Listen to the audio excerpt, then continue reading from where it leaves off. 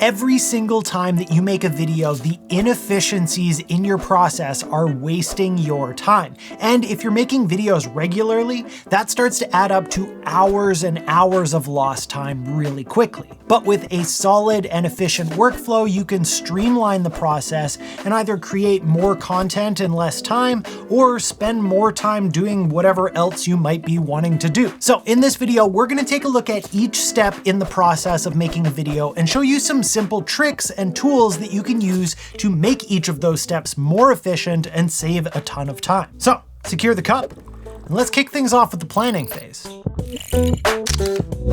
Planning is the foundation of every video, and having a solid plan in place can not only make filming and editing easier, but also just make for a better video in general. The problem is planning can easily become messy and time-consuming if you don't have a system in place. So here's a few things that you can do to make planning easier. First of all, I personally use an app called Notion to keep everything organized. I have a Kanban board that tracks each video from idea to posting, and I track important info and categorization of the videos as well. And then inside each project page, I also use a template to guide me through the planning process. So when I create a new video project page, I click on one of the templates and it automatically populates the page with a basic outline so I don't have to start from scratch. If you're like me, staring at a blank page can be really hard, but having a bunch of basic sections like notes, outlines, script, shot lists, title ideas, and thumbnail ideas right in front of me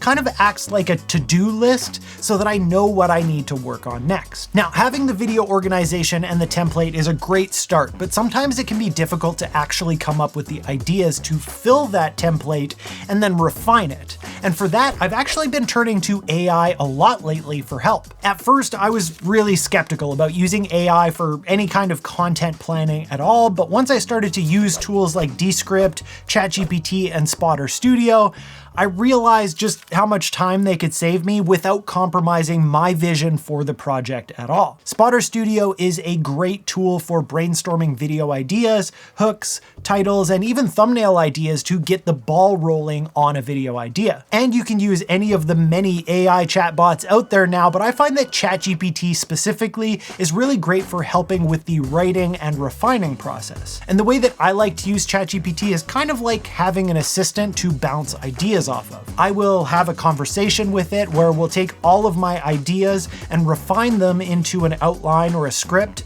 and then instead of writing everything from scratch by myself, I use the output of that to start building the final script in Notion. And if you want to take it even further, you can use something like Descript's custom GPT within ChatGPT that helps you plan videos, or you can even make AI videos with it. Once you have an outline or a script ready, you want to waste as little time as possible setting up your gear. So let's talk about a few ways to make that setup process faster. One of the biggest time wasters is having to tweak your setup every single time that you film. If you're lucky enough to have a space where you can leave things set up all the time, then you don't have to worry about that at all. But if you have to tear things down or move them every time that you shoot, one of the easiest ways to speed up the setup process is by marking the position of all of your equipment once you've got it set up just right. You can use tape on the floor so that your tripod, your lights, and even your chair are in the same spot every time, or at least very close. Another time saver for each shoot is writing down your lighting and camera settings. If you use the same setup often, writing down the settings for your lighting or even drawing a diagram of your setup can save time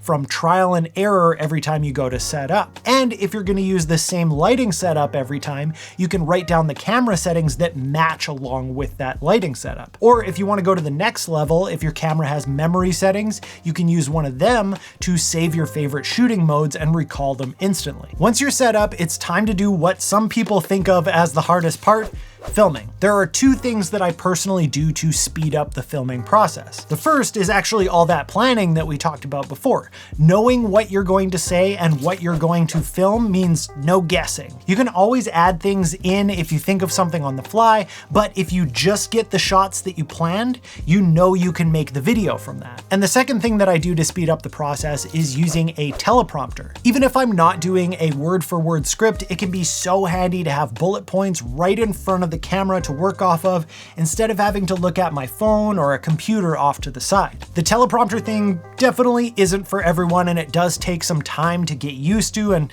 to feel natural with it, but I found that it saved me a ton of time personally. Now, once filming is done, you don't want to waste any time digging through messy files. Having a structured file system saves a ton of time in editing. And the best way to stay organized is by having pre-made folder structures. I keep a blank version of my folder structure ready to go at all times. So all I have to do is duplicate it, rename it to the name of the current project, and quickly update the names of the inner folders using the add before name function. Inside the main folder, I keep everything separated into audio, video, photos, graphics, exports, and thumbnail folders, but whatever you personally use on your projects on a project-to-project basis, that's what you want to make your folders. That way you always know exactly where to find what you need. Now, once everything is organized, we move on to the editing process. Editing can be one of the most time-consuming parts of the process, so we definitely want to find the ways to speed things up without sacrificing quality. The first tool that you can use to speed up the process of editing is Descript. One of the greatest things about Descript is that it can be used either as a supplement to your current editing workflow or as a complete standalone offering that is beginner friendly, but you get great benefits either way. If you upload your main talking head portion of your video and let Descript transcribe it, you can then edit your video like you were editing a text document. Just delete the takes that you don't like and it automatically makes those changes in the video. But if you really want to save time on this part of the process that takes so long usually, you can use Descript's new AI that they call Underlord. A few of my favorite things: you can use Underlord to automatically remove any retakes that you may have done. You can use it to automatically shorten the gaps between words if that fits your style, and you can have it get rid of filler words as well. And there's a ton more things that you can do with it, but those three basically get you a done first draft of your A-roll cut in seconds. Of course, you can also then check over and customize anything either by editing the text, like I said before, or you can do it in timeline view. And then you can use a ton of the other Descript features, which actually include some of the planning stuff that we talked about earlier and some more stuff that we'll talk about in a bit. But if you want to go back into another video editor after you finish that first A-roll cut of the talking parts, you can export a timeline of your file and import that into your other editor. When you're in a more traditional editing software like Premiere, Resolve, or Final Cut, one of the best ways to make things more efficient is to utilize any functions that allow you to recall settings or favorites. For example, in DaVinci Resolve, they have little favorites folders kind of all over the place that allow you to save favorite effects and easily grab them both on the editing page or on the color grading page. They've also got something called power bins that allow you to recall assets that you want to use on every single project, and power grades that are color grades that you can use between projects. So personally, if I find myself reusing anything on multiple projects, I immediately toss it into one of these folders so that it can be there the next time that I want it on another project. Beyond favorites and shared project settings like that, you can use templates within your projects as well. If you have a specific setup for your timelines that you use regularly, make a timeline template that you can import into each project, and it automatically has the right amount of video tracks, the right amount of audio tracks, and the audio mix all set up on those tracks with everything pre-named for you. I didn't do it this way for way too long, and now that I'm doing it, I save a ton of time on every single project, not having to do that same setup process every time. All of this is probably going to be a bit different depending on your editing software, but it is definitely worth figuring out how to do. Once the edit is done, the last thing that you want to do is spend more time than necessary on getting the video ready to publish. Publishing a video isn't about just hitting upload. There's titles, there's thumbnails, there's metadata, there's promotion. Instead of spending too much time brainstorming for the perfect title or thumbnail idea, I use those same AI tools that I mentioned before, like Descript, ChatGPT, or Spotter Studio, to generate strong options quickly. The best thing about using AI for this process is that you can get it to generate a ton of options.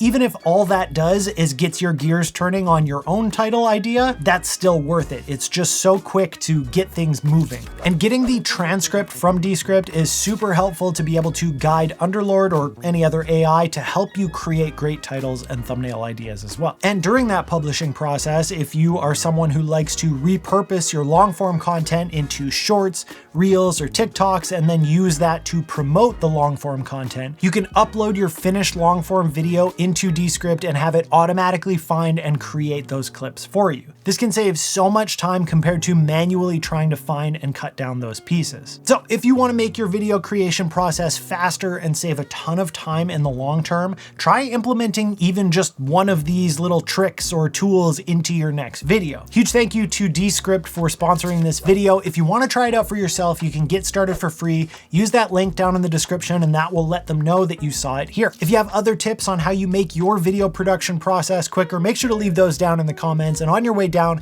hit that like button, hit the subscribe and the bell notification so you don't miss out on new videos. Thank you so much for watching, and I'll see you next time.